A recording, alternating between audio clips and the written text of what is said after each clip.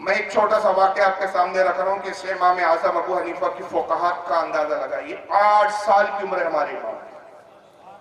हमारे 8 साल का बच्चा पढ़ना शुरू करता है, समझना शुरू करता है, शऊर की मंजिलों की इब्तिदाई मंजिलें होती है।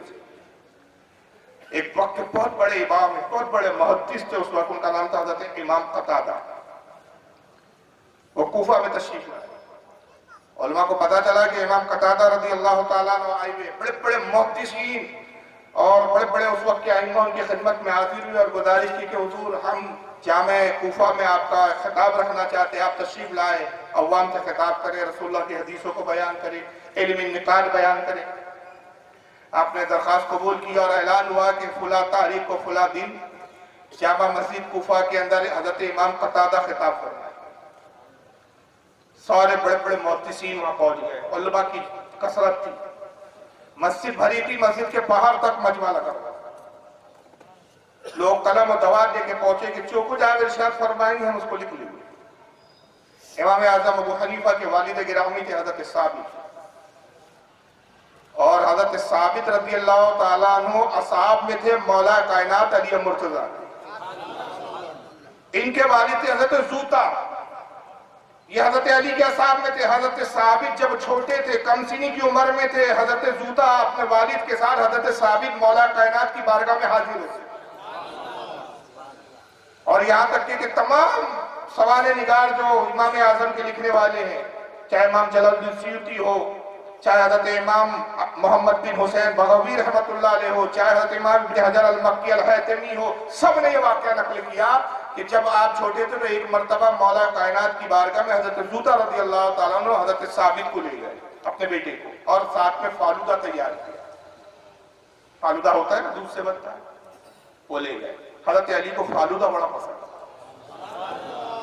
ले गए और कहा हुजूर ये हम तोहफा हाजिर कर रहे हैं, और अपने बेटे साबित के हाथ में दिया कि मौला अली की खिदमत में पेश करो। मौला अली की खिदमत में जनाब साबित जब बच्चे थे, कम सी थे, उन्होंने जब दिया, मौला अली बड़े खुश हुए, मोहब्बत में सर पर हाथ फेरा और हाथ फेरते फरमाया कि अल्लाह ताला तुम्हारे खानदान में इल्म को जारी फरमाए, तुम्हारे खानदान में फकीह और आलिम पैदा करे। बाबुल इल्म की दुआ थी, रद्द नहीं हो सकती थी। इमाम आज़म अबू हनीफा के पोते इस्माइल बिन हम्माद कहते हैं कि ये जो कुछ देख रहे हो कि हमारे जब इमाम आज़म अपने वक्त के फकीह आज़म कहला, ये मौला अली की दुआओं का असर। पता चला कि बाबुल इल्म की दुआएं हो, रसूल की अताएं हो, खुदा की देन हो, तब इमाम आज़म बनता, ऐसे नहीं बन जाता कोई। तो अब ये थोड़ा सा मैंने साबित को बता दिया कि हज़रत साबित मौला कायनात से दुआ पा चुके। ये हज़रत कतादा की महफिल में जा रहे हैं, अब तो बड़े हो गए। इमाम अबू हनीफा के साहबजादे छोटे 8 साल की उम्र में। इमाम आज़म ने विजिट किया, अब्बू जान मुझे भी ले चलिए। कहा बेटा बड़े बड़े मुहद्दिसीन, बड़े बड़े उलमा होंगे वहां, तुम्हारी कहाँ मतलब। नहीं हुजूर मुझे लेके चलिए। जिद की, अच्छा चलो। ले गए तो बच्चों के दरमियान में पीछे आपने उनको बिठा दिया और खुद थोड़ा लोगों को हलानते हुए हज़रत साबित जो है करीब आके बैठ गए। इमाम कतादा का खिताब जारी था, तकरीर कर रहे थे हज़रत कतादा रज़ी अल्लाह ताला। बड़े बड़े वक्त के मुहद्दिस उस वक्त उनके शागिर्द हुआ करते थे। जब तकरीर शबाब पर पहुंची और लोगों ने नारे लगाने शुरू किए, दाद देनी शुरू की, हज़रत कतादा जोश में आए और जोश के आलम में उन्होंने एक बहुत बड़ा दावा कर दिया और कह दिया, या अय्युहन्नास सलूनी अन अय शैइन, ऐ लोगों पूछो मुझसे, तुम जिस चीज के बारे में सवाल करोगे मैं उसका जवाब तुम्हें दे दूंगा। सारे मुहद्दिसीन ने सर झुका दिया। सर झुकाने का मतलब यह था कि आपका दावा बचा है, आप इल्म के उस मकाम पर, उस चोटी पर है कि यकीनन आप हर चीज जानते हैं, आपसे जो सवाल पूछा जाएगा आप जवाब दे देंगे। मगर 8 साल के दन्ने से इमाम अबू हनीफा को यह अंदाज पसंद नहीं आया। ये दावा तो मौला अली ने किया था, सलूनी पूछो मुझसे। अली के बाद ये कतादा दावा कर रहे हैं, बड़ा दावा है। ये तो उसी जेब देता है जो बाबुल इल्म हो। हज़रत कतादा को ये दावा जेब नहीं देता। ये उनके ज़हन में इमाम अबू हनीफा गया, देखा ये कोई सवाल पूछ ही नहीं रहा। सबने गोया कि इनकी बात की तस्दीक कर ली, तस्लीम कर लिया, सरेंडर हो गए सबके सब। तो आप खड़े हो गए और वहां जोर से पुकारते, हुजूर मेरा एक सवाल है। देखिए सवाल तैयार करके नहीं लाया गया था, उन्हें नहीं पता था इमाम अबू हनीफा को कि मजलिस में ये भी मामला आएगा कि ऐलान किया जाएगा, दावा किया जाएगा, तो पहले से कुछ सवाल तैयार करो। फेल बदी सवाल है, तो जो फेल बदी सवाल बना सकता है तो फेल बदी जवाब देने पे अल्लाह ताला ने कितनी कुदरत दी हो। कहा कि मेरा एक सवाल है, लोगों ने देखा पलट के, एक बच्चा का, एक बच्चे बैठ जाहिर है इस मजलिस में एक बच्चा खड़े होकर कहा, मुझसे कहा फारूक साहब कुछ पूछना है, तो सभी कहेंगे बैठ जाओ भैया, बच्चे हो तुम। लोगों ने कहा बैठ जाओ, लेकिन हजरत कतादा कहते हैं कि इस बच्चे को करीब आने रास्ता दिया गया। हजरत इमाम अबू हनीफा आते हैं, कुछ कहना चाहते करीब आ, अच्छा हाँ मुझे ऐसा लगा थोड़ा शायद कुछ कहते। बहरहाल लोगों को चीरते हुए इमाम अबू हनीफा आए और एक सवाल किया, लेकिन सवाल आप शायद नहीं समझ पाएंगे पूरी तरह, क्योंकि सवाल से पहले इसका एक पस मंजर मुझे आपको समझाना पड़ेगा। कुरान हकीम में एक सूरत है जिसका नाम है सूरह नम्ल। नम्ल के मायने होते चींटी। दर हकीकत अल्लाह ताला ने इस सूरत में एक चींटी का जिक्र फरमाया है और इससे रसूलुल्लाह की भी अज़मत जाहिर होती है, हज़रत सुलेमान अलैहिस्सलाम की भी अज़मत जाहिर है। सूरह नम्ल में चींटी का वाक़या ये है कि हज़रत सुलेमान अलैहिस्सलाम जिनको अल्लाह ने ये इख्तियार दिया था कि जिन्नात, शयातीन, इंसान सब कुछ उनकी गुलामी में थे। उनका एक मोजेज़ा था कि बहुत बड़ा तख्त था जिस पर आप बैठ तशरीफ रखते और हजारों लोग उस तख्त पर बैठ सकते थे, बहुत बड़ा तख्त।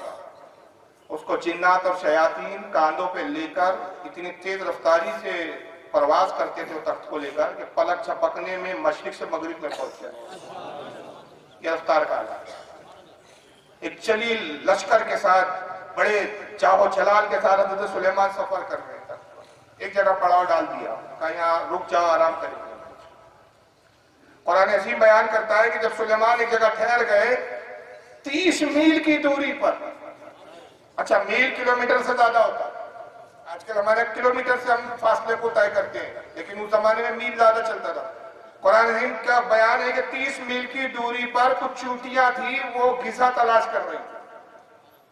तो उन चूंटियों में से चूंटी की जो राजा थी या रानी थी, वो अपनी चूंटियों से कहती है कि सब के सब बिल में चली जाओ, इसलिए कि सुलेमान का लश्कर आने वाला है, कहीं ऐसा ना हो कि कुचल दी जाओ और मारी जाओ। कुरान कहता है कि हमारे नबी सुलेमान ने 30 मील की दूरी पर उस चूंटी की इस गुफ्तगू को सुन लिया और सुलेमान मुस्कुरा पड़े उसकी गुफ्तगू। एक तबका ऐसा है हमारे यहाँ जो अब तक यही अटका हुआ है कि रसूल को दीवार के पीछे का इल्म था।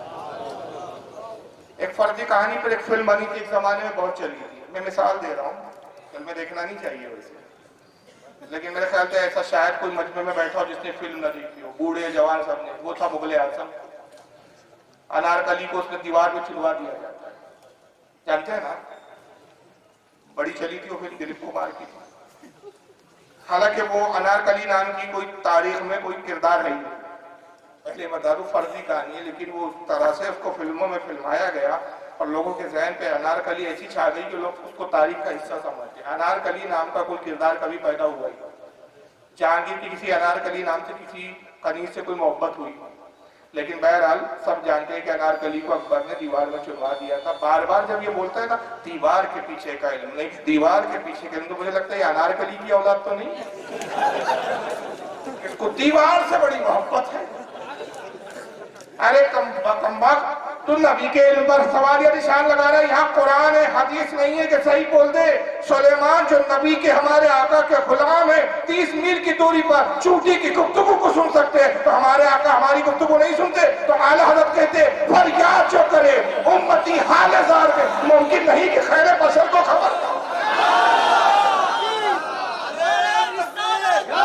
नबी के इल्म पे सवाल या निशान लेके बैठा है। यहाँ तो सुलेमान चूंटी की आवाज सुन रहे हैं, अब 30 मील की दूरी से सुन रहे हैं। एक चूंटी उठाइए और आपके आगे बड़े बड़े बदबख्त लोग हैं, जिसमें कुछ के नाम जानता है, फसलुद्दीन हैदराबादी है, एक वो सिस्टर इमरान। हाँ भाई, मैं उनको ब्रदर नहीं बोल सकता क्योंकि हम मर्दों के सामने तो आते ही नहीं, पढ़ते नहीं रहते।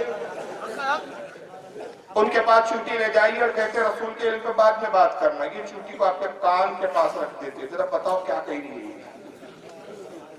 इनका बाप भी नहीं बता सकता, चूंटी की आवाज ही नहीं सुनी आज तक किसी ने। आपने हमने सुनी भाई, कितनी छोटी सी मखलूक है, इतना छोटा सा कीड़ा है, उसकी आवाज क्या है आप जानते नहीं, लेकिन 30 मील की दूरी पर सुलेमान अलैहिस्सलाम सुन रहे। फिर अल्लाह फरमाता जब सुलेमान वहां पर पहुंचे जहां पर वो उनके बिल थे, चूंकि अपने बिलों में चले गई, तो सुलेमान अलैहिस्सलाम ने उस चूटी का नाम लिया, गोया उसकी जात से भी वाकिफ, उसके नाम से भी वाकिफ और उसके बिल से भी वाकिफ कि किस बिल में रहती है। तो जब वो चूटी के बिल को सुलेमान जानते, आका हमें नहीं जानते हम कहाँ रहते हैं और क्या करते हैं और क्या सोचते हैं। सुलेमान नबी होकर, मेरे नबी के गुलाम होकर चोटियों के मस्कनों को जाने, आका हमारे मस्कनों को नहीं जाने। इसलिए इमाम कस्तलानी रहमतुल्लाह अलैह ने अल मुहिब्बुल लदुनी में फरमाया कि रसूलुल्लाह सल्लल्लाहु अलैहि वसल्लम का यह हाल है कि हुजूर दिलों के भी हालात को से वाकिफ है, दिलों के हालात से हुजूर दिल के हालात को जानते हैं। और अगर बात इस पर थोड़ा सा बढ़ा दूं अकीदे की बात, क्योंकि आप बड़े ज़ौक़ से सुन रहे हैं, इमाम काजी अयाद रहमतुल्लाह बस शख्सियत के बारे में एक जुमला कह दूं, उनकी किताब है शिफा बारिक रसूल में मकबूल, सरकार ने पसंद किया, उसका नाम अशिफा हुजूर ने रखा। उन्होंने जब किताब लिखी, किताब का नाम समझ में नहीं आ रहा था क्या लिखूं, सरकार की तारीफ और तौसीफ 2 जिल्दों में किताब लिखी। उनके भतीजे थे वक्त आलिम थे, ख्वाब में सरकार तशरीफ लाए, कहा तेरे जो चचा है, तेरे चचा ने बहुत अच्छी किताब लिखी मेरी फजीलत में, उससे कहे कि उसका नाम अशिफा रखते।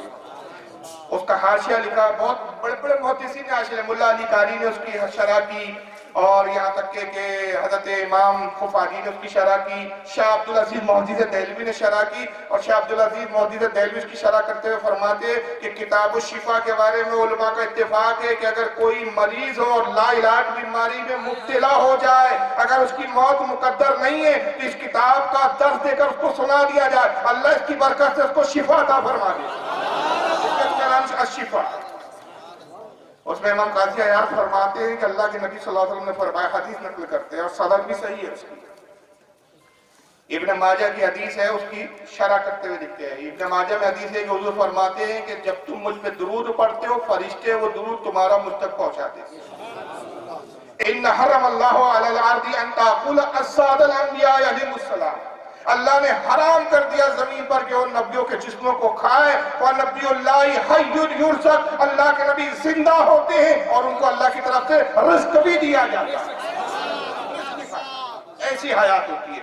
तो कहते फरिश्ते दुरूद पहुंचाते हैं क्योंकि वो कब्रों में जिंदा होते हैं। इमाम काजी अयाद हदीस नकल करते हैं एक दूसरी सनद से, और उसकी सनद भी सही है, कहते हैं कि आका फरमाते हैं कि जब फरिश्ते दुरूद पहुंचाते तो यूं नहीं कहते या रसूल अल्लाह एक उम्मती ने दुरूद भेजा, ऐसा नहीं कहते, क्योंकि उम्मती तो करोड़ों अरबों है। कहते या रसूलल्लाह फुला इब्ने फुला, फुला इब्ने फुला ने हिंदुस्तान मुल्क में हैदराबाद की सरजमीन से फुला फुला ग्राउंड में मजलिस में बैठा हुआ है, या रसूलल्लाह आप पर दुरूद भेजा है। आका कहते, और जब इस तरह से तारुफ मेरे सामने पेश करते, वो उम्मती मेरी निगाहों के सामने होता है। आका कहते खुदा की कसम मैं अपने उस उम्मती को ऐसे पहचानता हूँ जैसे बाप अपने बेटे को पहचानता है।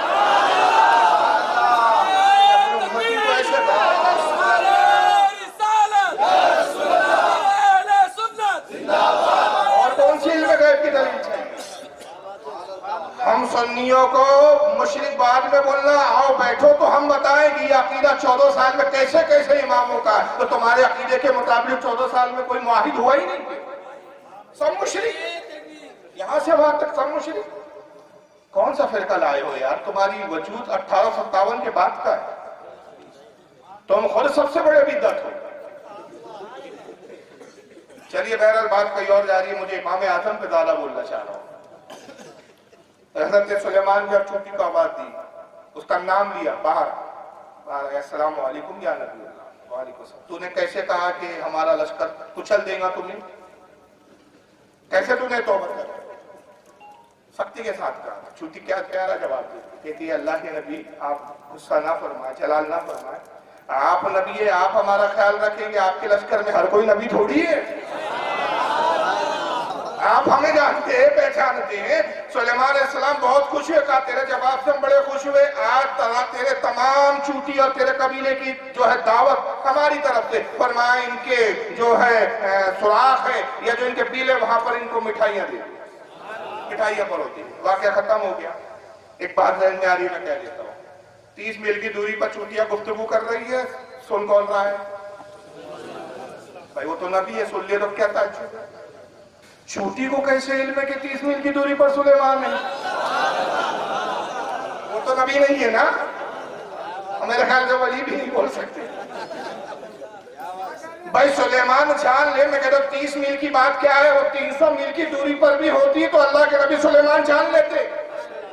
कोई बात नहीं है कि अल्लाह ने पावर दिया अंबिया इकराम को, मगर ये चूंकि तो ना नबी है ना वली है, जानवर है, कीड़ा है, जानदार है, इसको कैसे मालूम 30 मील की दूरी पर सुलेमान अलैहिस्सलाम का लश्कर है और यही रास्ता? अच्छा ये भी पता 30 मील की दूरी पर गुजरेगा भी इसी रास्ते से, भाई रास्ता भी तो दूसरा हो सकता है।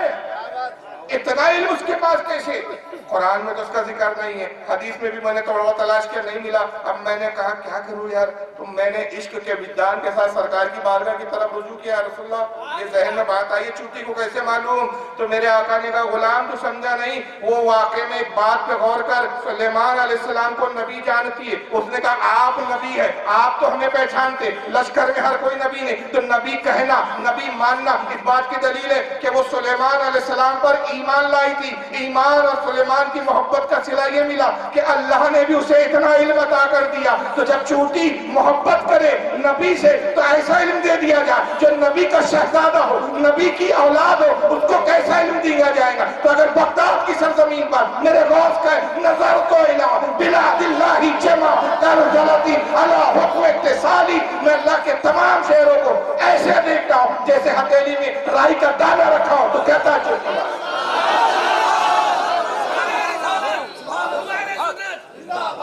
यहाँ तो चूतियों को मोहब्बत कैसे ले मिल रहा है?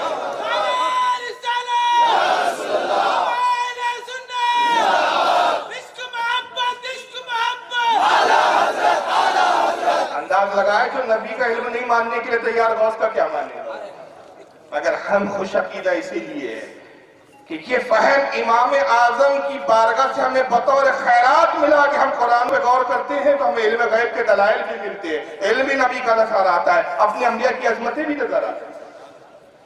चलिए वाकया तो खत्म हो गया चूंकि का, आप समझ गए क्या वाकया था। अब आइए इमाम अबू हनीफा का सवाल। हुजूर जो सूरह नम्ल में चूंटी का वाकया, मेरा सवाल ये कि सिर्फ ये बताइए कि जिस चूंटी ने हजरत सुलेमान अलैहिस्सलाम से गुफ्तगू की थी वो नर थी कि मादा थी? अभी अभी आपने कहा सलोनी अन आयशा, पूछ लो जो चीज के बारे में पूछना चाहते हो, बस ये छोटा सा सवाल।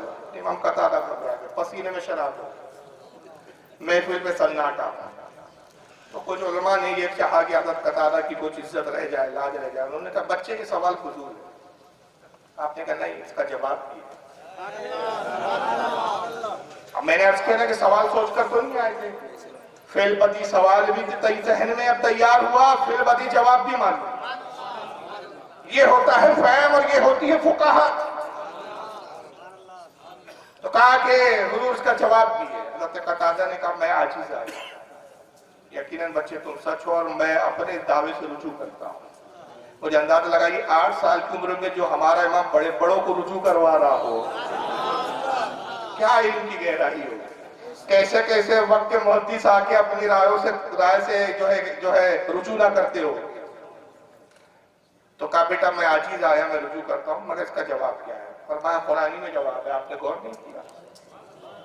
अरबी जबान का कायदा है कि जब फुला ने कहा, ये कहना है, जैसे मिसाल के तौर पे मैं कहूँ हमारे नक्शबंदी साहब काला नक्शबंदी, तो ये काला लफ्ज मर्द के लिए आता है, और अगर कहने वाली औरत हो तो लफ्ज क्या आता है? काला। मर्द का नाम हो तो दो पेश आएंगे, मसलन हामिदुल, काला हामिदुल, हामिद ने कहा। और औरत हो, बहुत से नाम सिमिलर होते हैं ना, जैसे औरत के भी होते हैं, मर्द के भी होते हैं। अगर औरत है तो काला नहीं आएगा, पहले तो आएगा काला, फिर हामिदुन नहीं आएगा, आएगा हामिदतुन। तो इमाम अबू हनीफा कहते हैं, कायदा बयान कर रहे, कहते हो तो कुरान पे गौर नहीं किया। कुरान कहता है कालत नमलतुन, कहा चूटी ने, तो पता चला वो मादा थी। अगर नर होती तो कुरान कहता काला नमलुन, काला नमलुन नहीं कहा, कालत नमलतुन का, जिससे साबित हुआ जो मादा थी। कतादा मिंबर से खड़े हुए, इमाम अबू हनीफा के 8 साल के बच्चे का हाथ पकड़ा, मिंबर में बिठाया, हाथों को बोसा दिया, पेशानी को बोसा दिया, कहा लोगों गवाह हो जाओ, मेरी निगाह देख रही है, ये वक्त का इमाम बनने वाला। और दुनिया इसके इल्म से इस्तेफादा कर। ये 8 साल की उम्र में पेशन गोई करती थी।